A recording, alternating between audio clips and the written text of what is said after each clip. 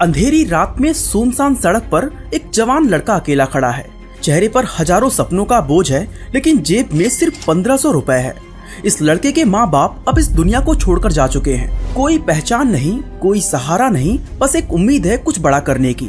लेकिन कौन सोच सकता था कि कमजोर सा दिखने वाला ये लड़का एक दिन बॉलीवुड का बादशाह और एशिया का सबसे अमीर एक्टर बन जाएगा। जी हाँ, मैं बात कर रहा हूँ शाहरुख खान की। आप में से ज्यादातर लोग सोचते होंगे कि शाहरुख खान ने ये सारा पैसा फिल्मों से कमाया है, लेकिन आप गलत हैं। असलियत ये है कि शाहरुख खान फिल्मों के लिए कोई फीस चार्ज करते ही नहीं। फिर सवाल ये उठता है कि ये कमाई आखिर आती कहाँ से है? इसका जवाब है बिजनेस। शाहरुख खान एक ब्रिलियंट एक्टर होने के साथ साथ एक जीनियस बिजनेसमैन भी हैं। लेकिन ये सफर काफी मुश्किलें भरा था। शुरुआत में उन्होंने जो भी बिजनेस किया वो सारे फ्लॉप हो चुके थे। आईपीएल में टीम खरीदी तो 3 साल तक हार मिली और फिल्म प्रोडक्शन में गए तो करोड़ों का नुकसान हो गया। लेकिन आज वही इंसान अरबों का मालिक बन चुका है। आज की इस वीडियो में हम एक्टर शाहरुख खान नहीं बल्कि बिजनेसमैन शाहरुख खान की बात करने वाले हैं। कैसे उन्होंने हर फेलियर से सीखा और कौन कौन सा बिजनेस किया जिससे वो आज इतने अमीर बन चुके हैं। मुंबई का रेलवे स्टेशन, जहां रात के अंधेरे में एक लड़का अकेला खड़ा है। उसके चेहरे पर थकान भी है और उम्मीद भी। इस अनजान शहर में ना उसका कोई जान पहचान है और ना ही कोई सहारा है। बस मन में एक सपना है बॉलीवुड का हीरो बनने का। ये लड़का शाहरुख खान है, जो दिल्ली की गलियों से निकलकर इस माया नगरी में पहचान बनाने आया है। शाहरुख खान हमेशा ही कुछ बड़ा करने की सोच रखते थे, लेकिन उससे पहले ही जिंदगी ने उन्हें एक के बाद एक झटके दे दिए। पहले पिता का साया सिर से उठ गया और क्योंकि परिवार बहुत अमीर नहीं था, इसलिए घर की पूरी जिम्मेदारी माँ के ऊपर आ गई। लेकिन माँ ने कभी हिम्मत नहीं हारी। वो भी चाहती थी कि उनका बेटा कुछ बड़ा करे, कुछ ऐसा जिससे वो दुनिया में नाम बनाए। अब शाहरुख पढ़ाई में तो ठीक ठाक थे, लेकिन उन्हें असली लगाव थिएटर से था, इसलिए वो कॉलेज के ड्रामा क्लब में खूब परफॉर्म करते थे। पर ये जुनून अभी स्टेज तक ही सीमित था, ये बड़े पर्दे तक नहीं पहुंचा था। अभी वो इसके बारे में सोच ही रहे थे कि जिंदगी ने उन्हें दूसरा बड़ा झटका दे दिया और उनकी माँ भी इस दुनिया से चली गई। शायद यही वो मोमेंट था जिसने शाहरुख को पूरी तरह बदल कर रख दिया। अब उन्हें किसी भी हाल में अपनी माँ का सपना पूरा करना था, इसलिए बस एक बैग उठाया, जेब में 1500 रुपए रखे और मुंबई की ट्रेन पकड़ ली। लेकिन ये शहर हर नए इंसान को परखता है। यहाँ आते ही समझ आ गया कि नाम कमाने के लिए कितनी ठोकरें खानी पड़ेंगी। उनके पास ना रहने की कोई जगह थी, ना काम और ना ही पहचान बनाने का कोई जरिया। दोस्तों की मदद से कुछ महीनों तक गुजारा किया, लेकिन स्ट्रगल चलता रहा। सैकड़ों ऑडिशन दिए, लेकिन एक के बाद एक सारे रिजेक्ट हो गए। उन्हें कई बार तो ऐसा लगा कि वापस दिल्ली लौट जाना चाहिए, लेकिन फिर माँ की कई बात याद आ जाती थी। शाहरुख के लिए ये एक मुश्किल भरा वक्त था, लेकिन जब भी कोई सपना सच होने वाला होता है तो एक ना एक दिन दरवाजे खुल ही जाते हैं। आखिरकार उन्हें भी उनका पहला ब्रेक मिला, लेकिन फिल्मों में नहीं बल्कि टीवी सीरियल में। फौजी नाम के शो से उन्होंने अपने करियर की शुरुआत की और धीरे धीरे उनकी पहचान बनने लगी। लेकिन दुनिया में नाम कमाने के लिए सिर्फ इतना ही काफी नहीं था, इसलिए शाहरुख बड़े पर्दे पर आने की कोशिश में लगे रहते थे। और फिर आखिरकार वो दिन आ ही गया। 1992 में शाहरुख को उनकी पहली फिल्म मिलती है दीवाना। ये फिल्म रिलीज होते ही सुपर हिट हो गई एंड पहली ही फिल्म से शाहरुख खान ने सबका ध्यान अपनी ओर खींच लिया था। दीवाना की जबरदस्त सक्सेस के बाद उन्हें एक के बाद एक नए फिल्मों के ऑफर आने लगे। डर और बाजीगर में उन्होंने ग्रे शेड वाले रोल किए थे, जो उस दौर में एक बहुत बड़ा रिस्क था, क्योंकि उस वक्त ऐसा समझा जाता था कि जो एक बार विलन बन जाता है वो कभी हीरो नहीं बन सकता। लेकिन शाहरुख खान ने इस सोच को पूरी तरह बदल दिया।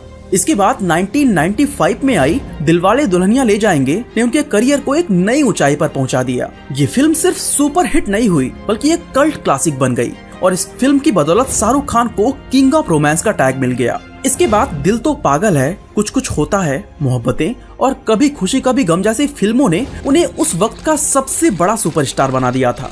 अब शाहरुख सिर्फ एक स्टार नहीं थे बल्कि वो एक आइकॉन बन चुके थे। लेकिन ये सक्सेस जितनी खूबसूरत लग रही थी उतनी ही खतरनाक भी थी, क्योंकि अब उनके अंदर एक डर बैठ चुका था कि अगर ये सब छिन गया तो आगे क्या होगा।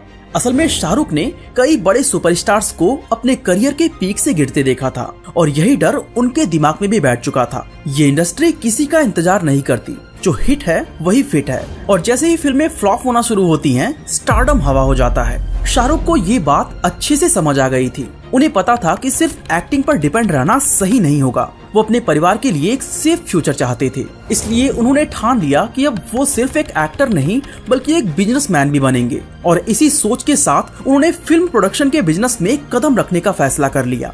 ये साल था 1999 जब उन्होंने अपनी पहली प्रोडक्शन कंपनी ड्रीम्स अनलिमिटेड की शुरुआत की। इस कंपनी में उनके साथ जूही चावला, जय मेहता और डायरेक्टर अजीज मिर्जा भी पार्टनर थे। ड्रीम्स अनलिमिटेड का पहला प्रोजेक्ट था फिर भी दिल है हिंदुस्तानी। इस फिल्म में शाहरुख खुद लीड रोल में थे और उन्होंने इसे एक नए स्टाइल में बनाने की कोशिश की थी। ये फिल्म इंडियन मीडिया और पॉलिटिक्स पर तंज कसती थी, जिसे आम मसाला फिल्मों से काफी अलग बनाया गया था। लेकिन शायद उस दौर की ऑडियंस इस तरह की फिल्म देखने को तैयार नहीं थी, इसीलिए ये फिल्म बॉक्स ऑफिस पर बुरी तरह फ्लॉप हो गई।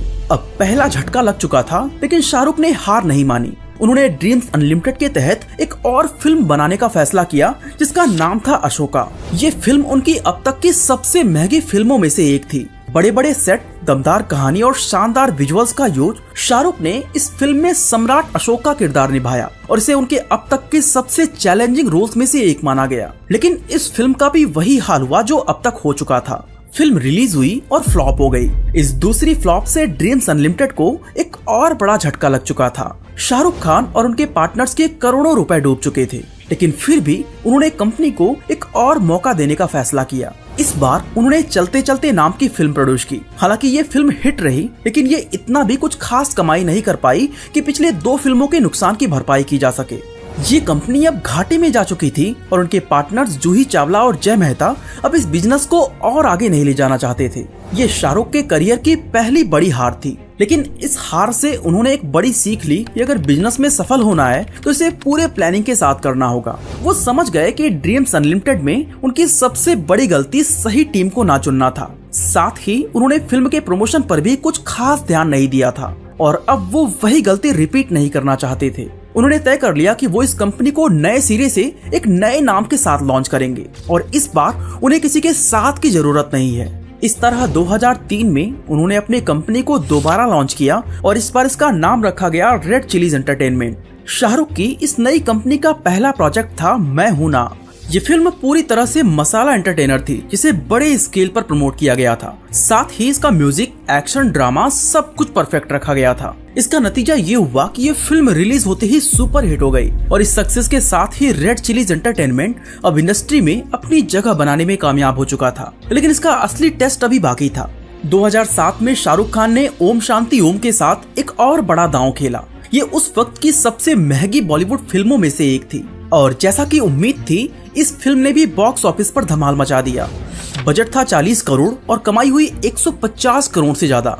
ये शाहरुख खान की अब तक की सबसे बड़ी हिट फिल्मों में से एक थी और इस फिल्म ने रेड चिलीज को बॉलीवुड के टॉप प्रोडक्शन हाउसेस में शामिल कर लिया था। वो यहीं पर नहीं रुके, उन्होंने रेड चिलीज के वीएफएक्स डिपार्टमेंट को भी बड़े स्केल पर स्टार्ट किया और देखते ही देखते ये बॉलीवुड के सबसे बड़े वीएफएक्स स्टूडियो में से एक बन गया।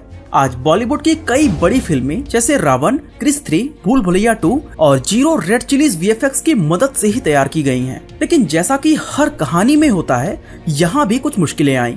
रेड चिलीज की कुछ फिल्मों ने जबरदस्त कमाई की तो वहीं कुछ फिल्मों ने नुकसान भी झेला। उन्हीं में से एक थी रावण, जो एक हाई बजट प्रोजेक्ट था, लेकिन उसे वैसा रिस्पॉन्स नहीं मिला जैसी उम्मीद की गई थी।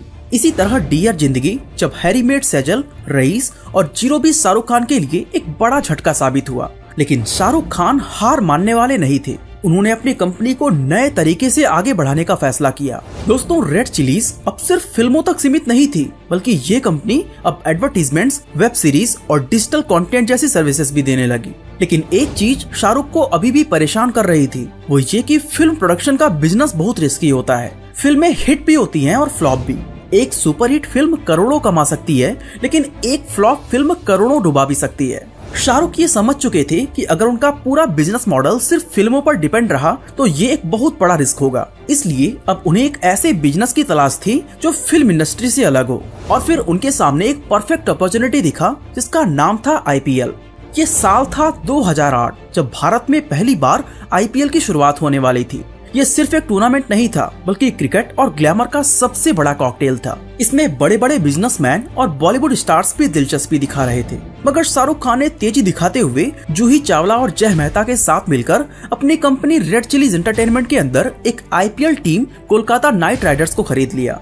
ये उनकी अब तक की सबसे बड़ी और सबसे महंगी इन्वेस्टमेंट थी, जहां इस टीम को खरीदने के लिए उन्होंने करीब 300 करोड़ रुपए खर्च किए थे। पहले सीजन में केकेआर को लेकर क्रेज बहुत ज्यादा था। टीम में बड़े बड़े खिलाड़ी थे और शानदार प्रमोशन किया गया, लेकिन असली खेल तो मैदान में होता है और यहीं पर केकेआर का बुरा वक्त शुरू हो गया। दरअसल पहले के 3 साल 2008, 2009 और 2010 तीनों सीजन में टीम की हालत बेहद खराब रही। मैच हारने की झड़ी लग गई, प्लेऑफ तक पहुंचना तो दूर की बात थी, टीम पॉइंट्स टेबल में सबसे नीचे रही। फैंस का जोश ठंडा पड़ने लगा और धीरे धीरे केकेआर एक मजाक बनकर रह गई। बात यहाँ तक पहुँच गई कि शाहरुख की खुद की फैमिली ने कह दिया कि इस टीम को बेच डालो। लेकिन शाहरुख खान तभी एक मास्टर स्ट्रोक खेलते हैं। 2011 में केकेआर ने ऑक्शन में गौतम गंभीर को खरीदा और उन्हें टीम का कैप्टन बना दिया। इस एक फैसले ने पूरी टीम की तकदीर ही बदल डाली। 2011 में केकेआर ने पहली बार प्लेऑफ के लिए क्वालिफाई किया और अगले ही साल 2012 में केकेआर ने आईपीएल की ट्रॉफी जीत भी ली और 2014 में केकेआर ने दूसरी बार भी आईपीएल ट्रॉफी जीती।